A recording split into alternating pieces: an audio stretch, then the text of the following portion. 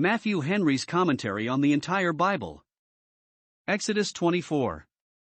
Moses, as mediator between God and Israel, having received diverse laws and ordinances from God privately in the 3 foregoing chapters, in this chapter, 1, comes down to the people, acquaints them with the laws he had received, and takes their consent to those laws, verse 3, writes the laws, and reads them to the people, who repeat their consent, verses 4 to 7, and then by sacrifice, and the sprinkling of blood, ratifies the covenant between them and God, verses 5, 6 and 8. 2. He returns to God again, to receive further directions. When he was dismissed from his former attendance, he was ordered to attend again, verses 1 and 2. He did so with 70 of the elders, to whom God made a discovery of his glory, verses 9 to 11. Moses is ordered up into the mount, verses 12 and 13, the rest are ordered down to the people, verse 14. The cloud of glory is seen by all the people on the top of Mount Sinai, verses 15 to 17, and Moses is there with God 40 days and 40 nights, verse 18. Israel's acceptance of the laws, 1491 BC. 1. And he said unto Moses, Come up unto the Lord, thou, and Aaron, Nadab, and Abihu, and 70 of the elders of Israel, and worship ye afar off. 2. And Moses alone shall come near the Lord, but they shall not come nigh, neither shall the people go up with him.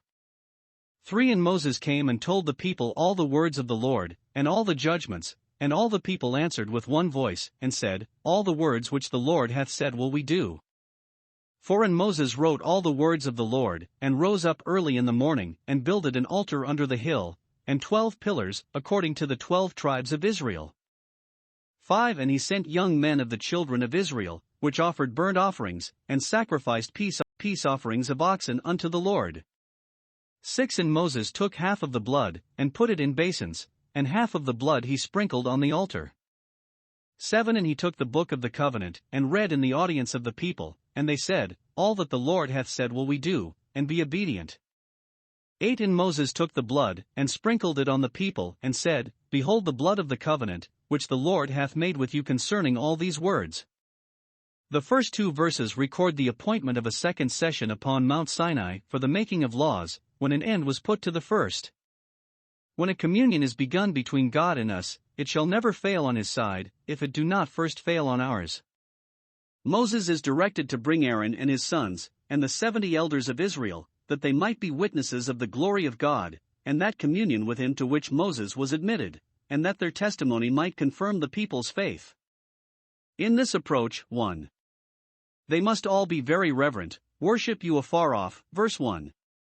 Before they came near, they must worship.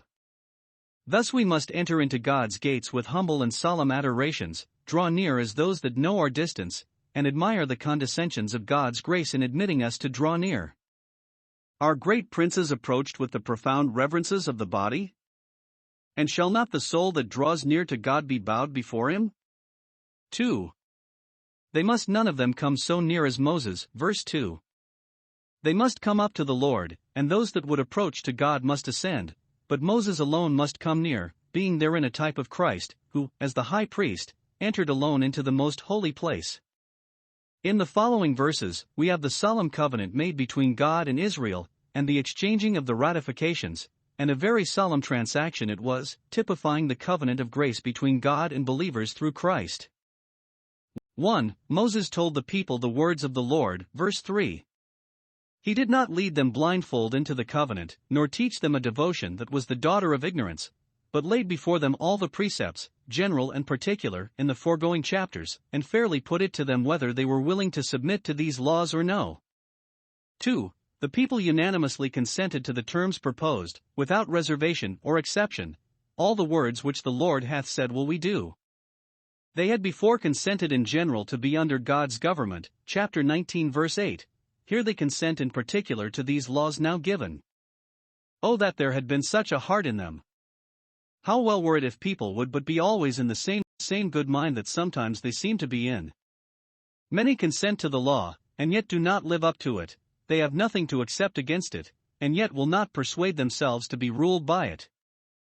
This is the tenor of the covenant, that, if they would observe the foregoing precepts, God would perform the foregoing promises. Obey, and be happy. Here is the bargain made. Observe. 1. How it was engrossed in the book of the covenant. Moses wrote the words of the Lord, verse 4, that there might be no mistake. Probably he had written them as God dictated them on the mount. As soon as ever God had separated to himself a peculiar people in the world, he governed them by a written word, as he has done ever since, and will do while the world stands and the church in it. Moses, having engrossed the articles of agreement concluded upon between God and Israel, read them in the audience of the people, verse 7, that they might be perfectly apprised of the thing, and might try whether their second thoughts were the same with their first, upon the whole matter.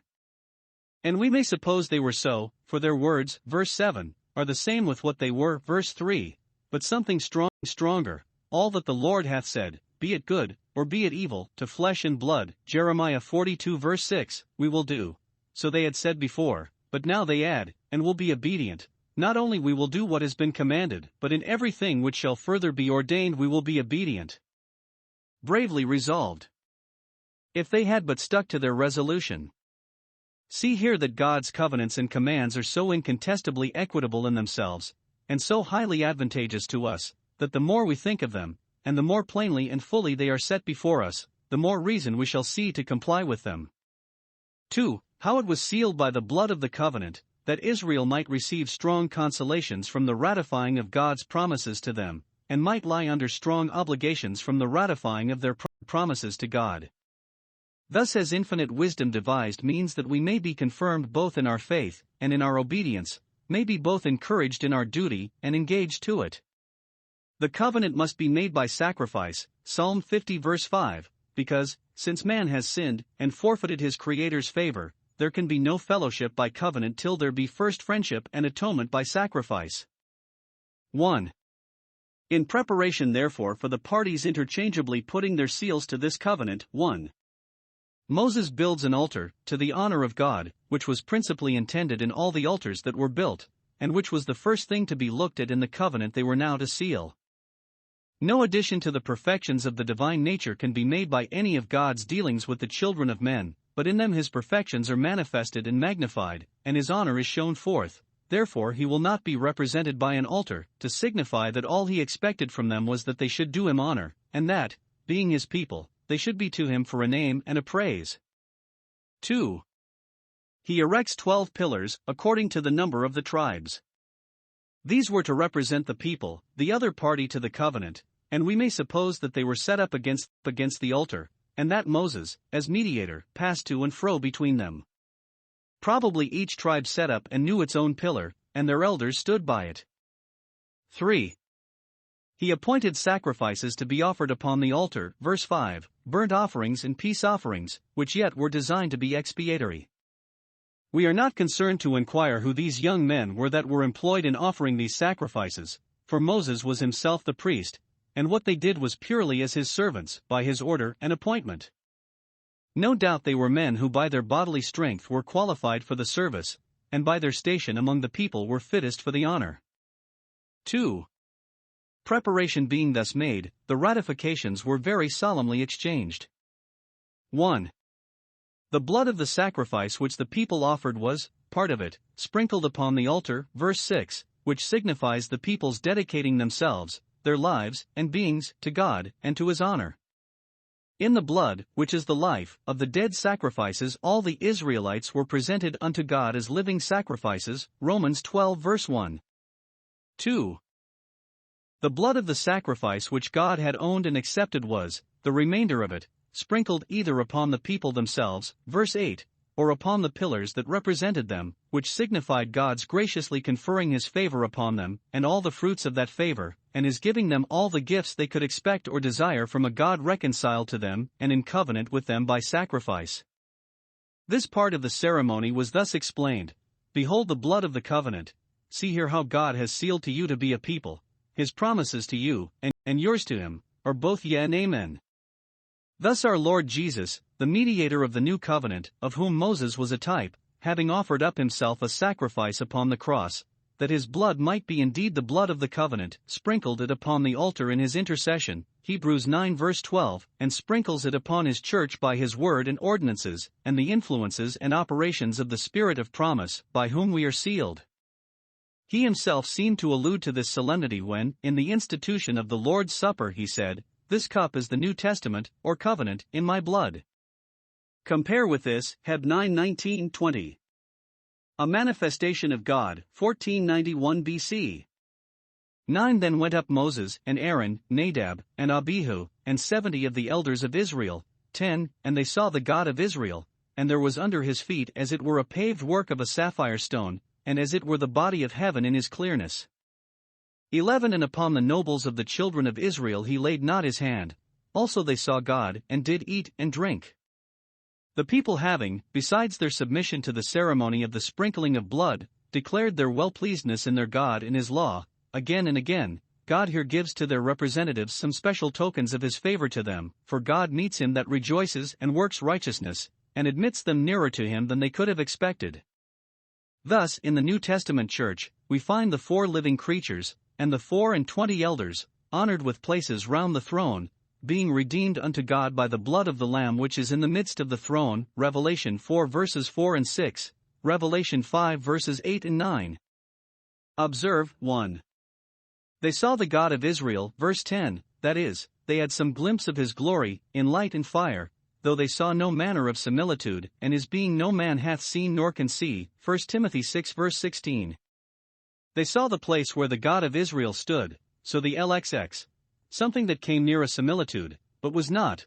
Whatever they saw, it was certainly something of which no image nor picture could be made, and yet enough to satisfy them that God was with them of a truth. Nothing is described, but that which was under his feet, for our conceptions of God are all below him, and fall infinitely short of being adequate.